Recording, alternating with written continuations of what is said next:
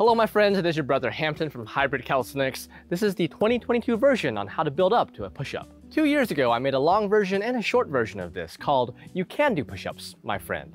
And I stand by that statement. As you can see in the comment section, a lot of people discovered that they could, in fact, do push-ups. Congratulations. Since then, they've both gotten decent views. However, I wanted to make an updated version because I have learned better ways to teach the push-up in the past 2 years, largely through answering questions from our wonderful community. That's all of you. And hopefully this one will have slightly better visuals because, well, I'm using an actual camera. A lot of my content in 2020 was made just with a smartphone. This smartphone, in fact, not even with the back camera, which everyone recommended because it has better quality, but the front camera because I was just getting started and I wanted to see what I was doing while I was recording. So anyway, it's a fun fact. But just like I said in the video 2 years ago, despite what some internet trolls might claim, there's no reason to feel ashamed if you can't yet do a full push-up. Fitness is a journey and we all start somewhere.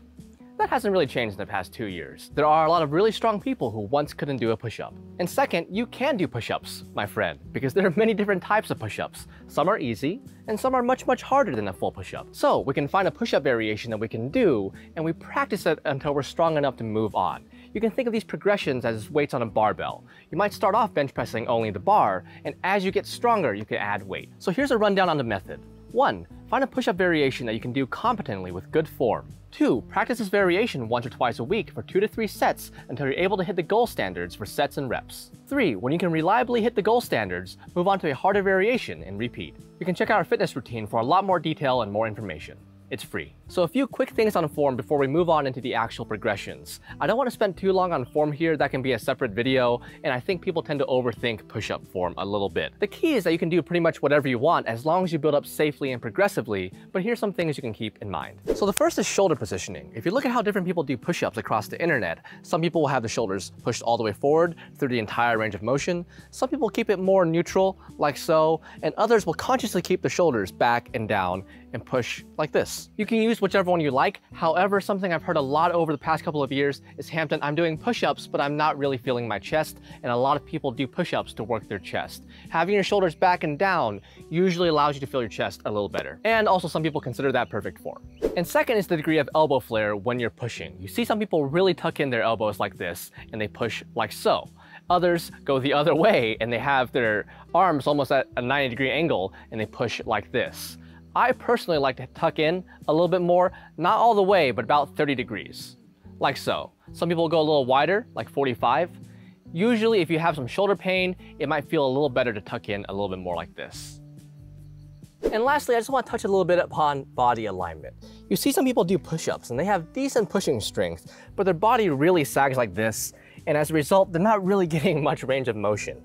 It doesn't have to be perfect, but try to keep a relatively straight line from your head to your feet, like so. Now, I keep my feet together, but you can spread them apart. This usually makes it a little bit more stable and makes the exercise slightly easier. You especially want to keep an eye on your lower back. There's a tendency to tilt the pelvis forward like this. So when some people do push-ups, they're like, ow, my lower back hurts. That's usually why. Try to keep your abs tight and maintain a neutral back. A great start to your fitness journey is by doing wall push-ups. Here's how they look. Now, something I hear all the time when talking about this exercise is, well, Hampton, this exercise is just too easy. And I hear this from relatively advanced people and also some beginners, interestingly enough. Now, I would say none of these exercises are really meant to demonstrate strength. They're to help us build strength and cultivate long-term fitness, hence the name. And second, yes, I recognize that a lot of you have strength to do a lot harder variations. Sometimes you can do a full push-up. But remember how I said that you can do push-ups however you would like, but it's beneficial to us to know how to do them in different ways. So if you can do a push-up, can you do it with good form? Can you keep your core tucked? Can you keep your arms moving the way you want to? And when we start with an easier variation like this, we can really begin learning to move the way we want to and not how we have to based on lack of strength. So when in doubt, I really recommend starting here. You don't have to show anybody, you can just do it in your room if you like. All you need is a wall. And another issue some of you face is wrist pain while doing this exercise, especially if you're not used to any kind of pushing motion or you're new to exercise in general. Your wrist may sometimes hurt because they're not used to having any kind of pressure on them. If you do, what I recommend is just experimenting with how you place your hands. You notice I place mine slightly below shoulder width. That way, it just feels a little bit more natural to me. But if this bends your wrist too much and it hurts, try having it higher up. Having it too high up can hurt your joints as well. as in causes pain. It's not necessarily bad, so just experiment. And another thing that may affect that is how far away from the wall you stand. Some people naturally stand very far away and their wrists hurt because they're standing very far away. If you move a little bit closer, then you'll find that it's a little easier on your joints, maybe. Just experiment. I stand about arm's length away. And the final thing I'll talk about here is how you position your feet. I usually have mine together. Now, it sometimes helps to be on your toes a little bit like this. That just makes it seem a little smoother for me. So it's something you can experiment with. It's not something you have to do. Now, if it's a little bit too hard, if this exercise still is too hard, there's no reason to feel ashamed for that. If it's too hard, you gotta start somehow. Then a slightly easier variation is spreading your feet like this. It'll also make it more stable. Okay, the next progression you can do is called an incline push-up. That's just us leaning further forward. You can do them at different levels. We'll start with something around chest height, around torso height. They look a bit like this. So you see what we're doing. The premise is very similar to wall push-ups, with the difference being that we're leaning further forward and it's harder because we're putting more weight on our bodies. Now, I happen to find a railing that was slanted this way, which is very handy, but you may not have that. You can use a table, you can use a railing. I know these aren't exactly at chest height and hip height or whatever I'm writing down in the comments and in the routine, but chances are you won't be able to find those exact heights around you anyway, so just work with what you have. Just make sure it is safe and secure. Anything glass or fragile is out of the question. Okay, moving on to our next stage. They're also called incline push-ups, but they're more advanced because we're leaning further forward, so they're called advanced incline push-ups. If you have a better name, I'm open to ideas. So here's kind of how they look. You can do them on a chair or chairs, or you can use a stool like this. Remember to make sure it's secure. Make sure it doesn't slide around or hurt you.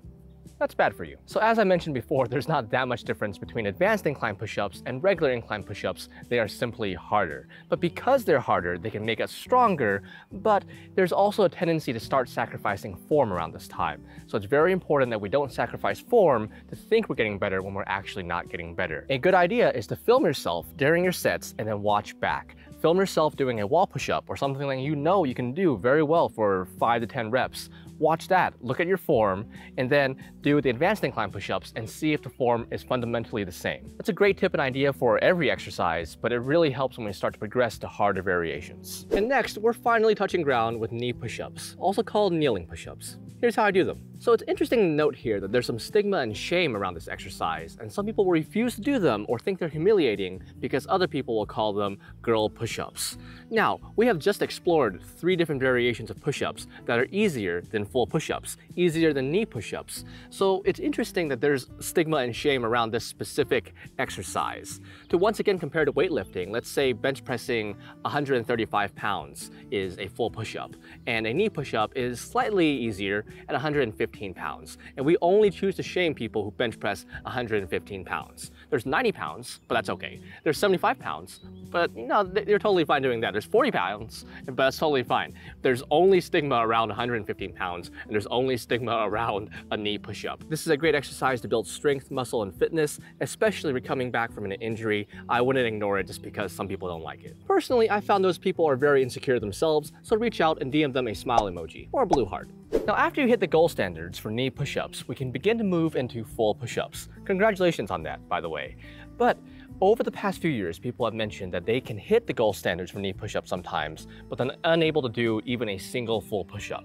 So there are some in-between steps we can explore, which I'll show here. Okay, so as you're beginning to transition from knee push-ups to full push-ups, by the way, I'm on a table, which isn't the safest necessarily, but you can better see what I'm doing. As you begin to transition, there are a few things I would change.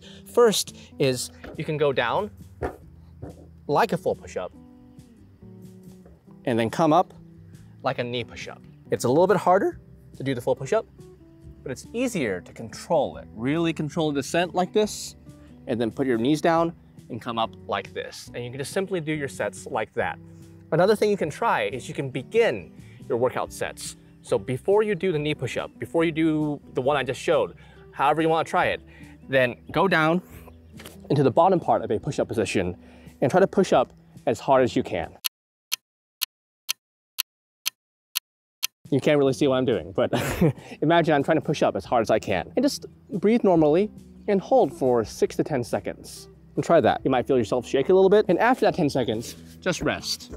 Rest for about 20 to 30 seconds. And then try it again.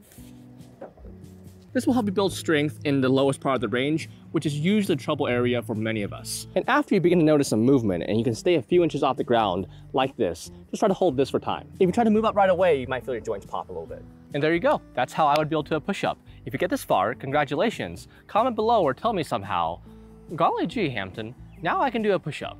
Just like that, and then give me a high five. So there you go, that's my 2022 version of You Can Do Push-Ups, my friends. I hope you can find it helpful. If you build up to a push-up using this method, please spend a few weeks up to a few months really honing your technique. After you can do your full push-up, make the next one clean. That way you can derive a lot more benefit from it. Please comment below if you have any questions, and please read the description in case I've updated any information that might answer some common questions. Thank you so much for watching. I hope you have a wonderful, beautiful day, my friend.